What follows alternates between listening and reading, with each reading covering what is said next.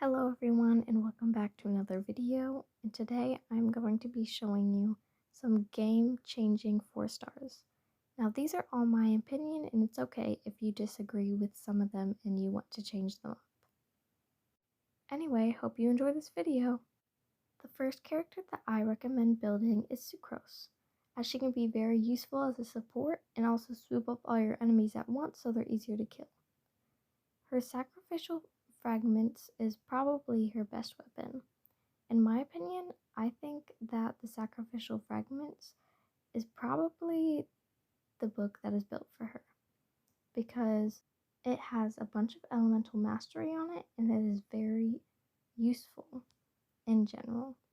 And also the details on the sacrificial fragments also has to do with elemental mastery, so it's a very good book for her considering she needs a lot. And for her artifacts, I personally think that if you can get at least a 2-piece or a 4-piece, I don't know what the Animo set is called, but if you slap like a 2-piece on her and then some random artifacts, it can be very useful for her.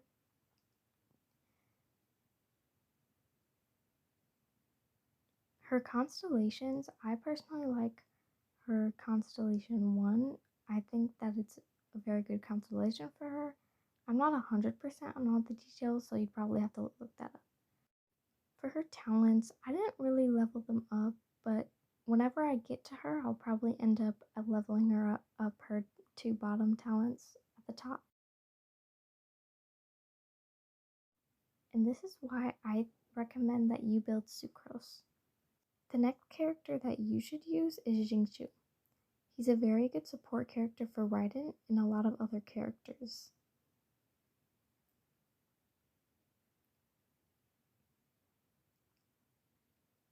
His sacrificial sword allows for his use of burst 2 times, and the energy recharge is super important, and it also gives him more damage on his burst. The artifacts, I think you should have Emblem of Severe Fate because it has energy recharge and also allows more damage on his burst, which is really important for the energy recharge part.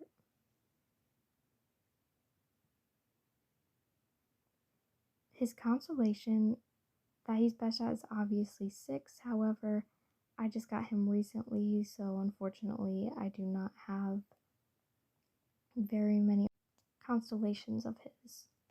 His talents, I have them all at 2, but I wouldn't recommend doing the top one because not a lot of people do the top one. Just try and do the bottom 2. And that is why I recommend that you should have Xingqi as a support.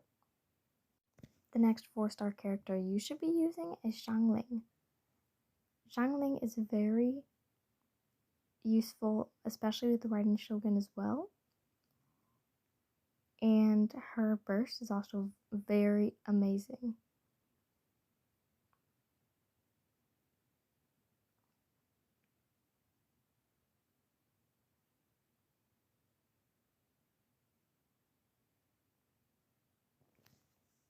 Her greatest weapon, I think, is Dragon's Bane.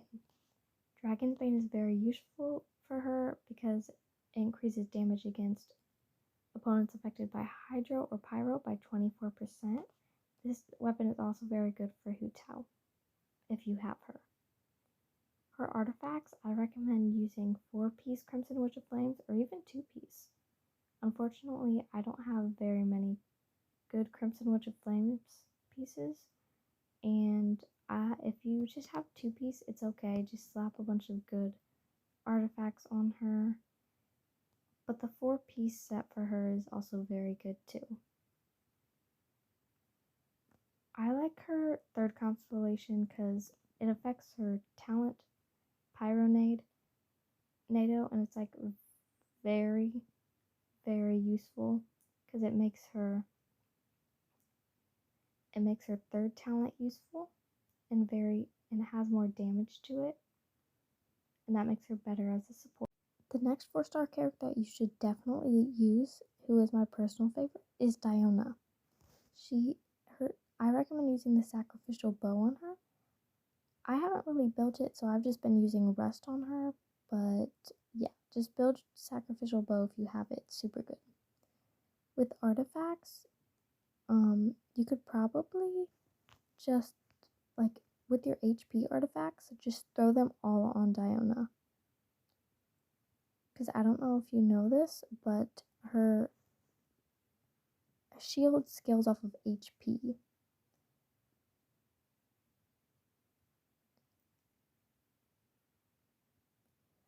I recommend Constellation 6 on Diona because she's just a super strong support character, and it's kind of rare for a support character to be strong.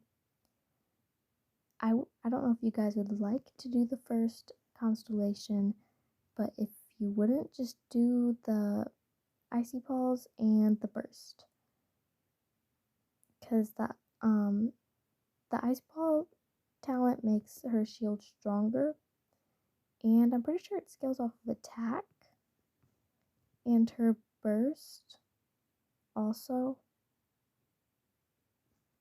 Now it deals cryo damage, but her burst is very good as well, and I would just recommend doing those two. And that's why I think you should use Diona as a support. Also, I recommend Noblesse Oblige on her 4-piece, 2-piece Noblesse Oblige, and some other artifact set if you really want to. She can use lots, but just search up build guides, and she can be a super awesome character.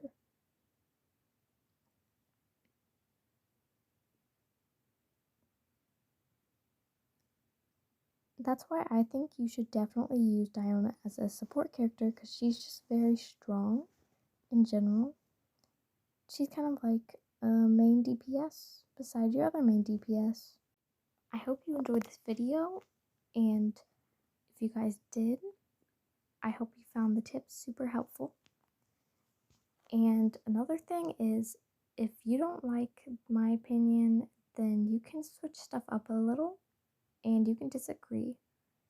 However, I would like you guys to leave video suggestions, or if you're open about it, you guys can leave character suggestions to add to my videos, or these kind of videos, or the characters that you disagree with that should be different characters. Anyway, I hope you guys found this super helpful, and I hope I helped you progress through the game.